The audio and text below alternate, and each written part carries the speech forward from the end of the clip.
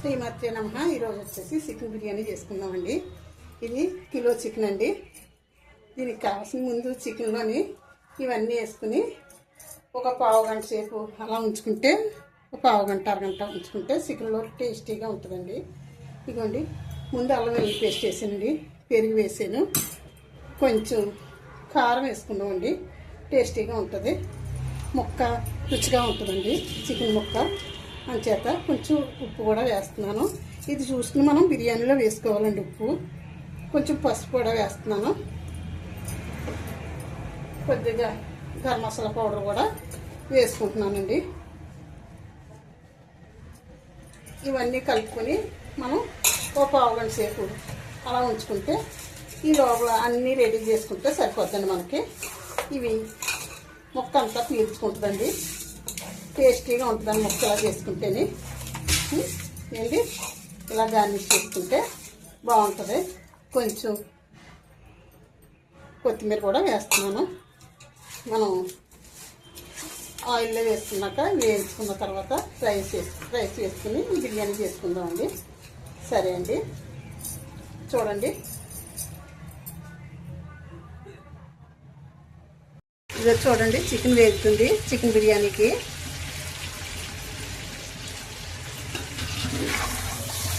అన్నీ వేసుకుని ఇలా వేయించుకున్న తర్వాత కొంచెం వేగిన తర్వాత మనం బాయిల్ అయిన వాటర్ వేసేసుకుని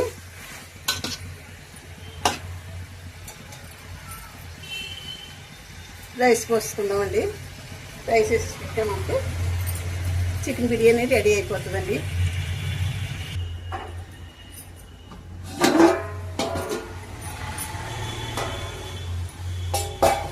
ఇదిగో చూడండి, రైస్ కూడా వేసేస్తున్నాను బిర్యానీలోకి.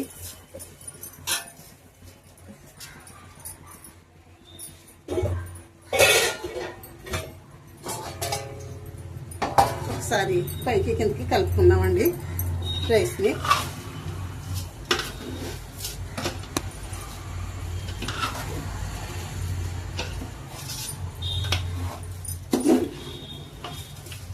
కిలో బియ్యానికి కిలో రైస్ అయితేనే కిలో బియ్యానికి కిలో రైస్ అయితే, కిలో చికెన్కి కిలో రైస్ అయితే కరెక్ట్గా సరిపోతుందండి, బాగుంటుంది.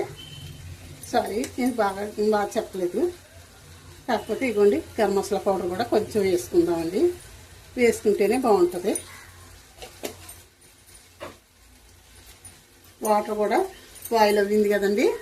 ఈ బాయిల్ అయ్యి వాటర్ ఇందులో వేసేసుకుందామండి. బేగా రెడీ అయిపోతే బిర్యానీ టేస్టీగా కూడా ఉంటుందండి.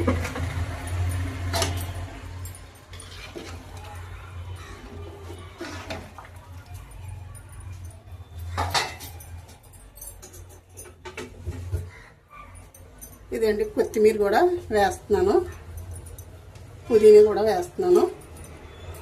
ఇవ్వండి, పచ్చిమిర్చి కూడా వేస్తున్నాను. ఇవన్నీ వేసేసాను. మూత పెట్టుకుందామండి. మనం మూత పెట్టుకుంటే మనకి బాయిల్ అవుద్దండి బాగా రైస్. మూత పెట్టానండి. ఒకసారి మూత తీసి చూసుకున్నామండి. ఒకసారి కలుపుకుంటే మనకి తెలిసిపోతుంది. శుభ్రంగా నీట్గా చాలా బాగుంటుందండి. ఉప్పు కూడా అంటే గార్నిష్ చేసాం కదా, అందులో ఉప్పు చూసుకుని వేసుకుందామని వేసుకోలేదండి.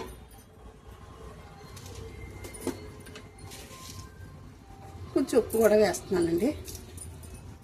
చాలేదు, మూత పెడుతున్నాను. ఇంకో బిర్యానీలో చికెన్ కర్రీ ఉండగలరండి, అంచేత చికెన్ కర్రీ చేసుకుంటున్నానండి.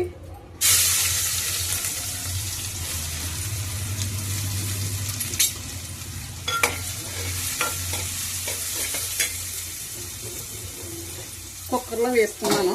ఇది 4 విజిల్లు వేయించుకుని ఇలా పెట్టుకున్నానండి. ఇవి ఉల్లిపాయలు ముక్కలు ఆనియన్స్ వేపుకుంటున్నాను కదా. ఇవి వేగిన తర్వాత ఈ కర్రీ అందులో వేసేస్తానండి.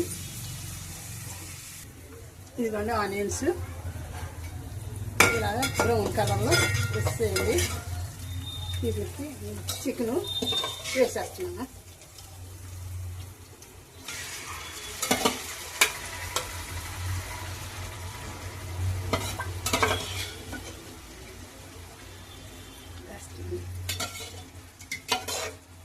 ఇది కొంచెం మనకు మగ్గితే సరిపోతుందండి. కొంచెం గరం మసాలా పౌడర్ కూడా వేసుకుందామండి. ఇప్పుడు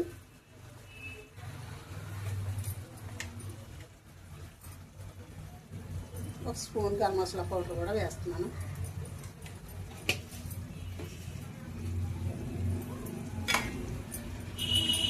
మూత పెడదామండి. మూత పెడితే మనకి మగ్గుతుందండి. కొద్దిగా కొత్తిమీర పుదీనా వేస్తున్నానండి.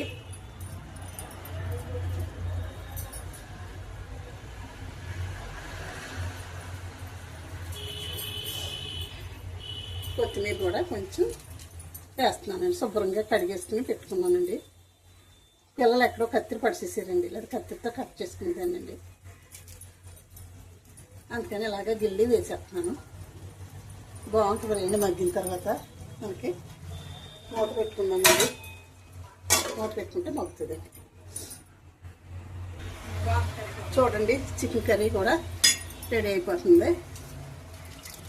గ్రేవీ ఉంది కదా, ఇందులోని వేసేసుకున్నానండి.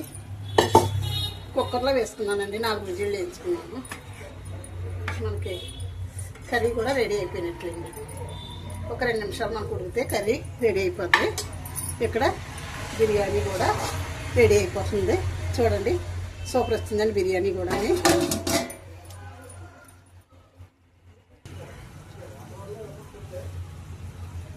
చికెన్ బిర్యానీ రెడీ అయిపోయిందండి. కట్టేస్తున్నాను.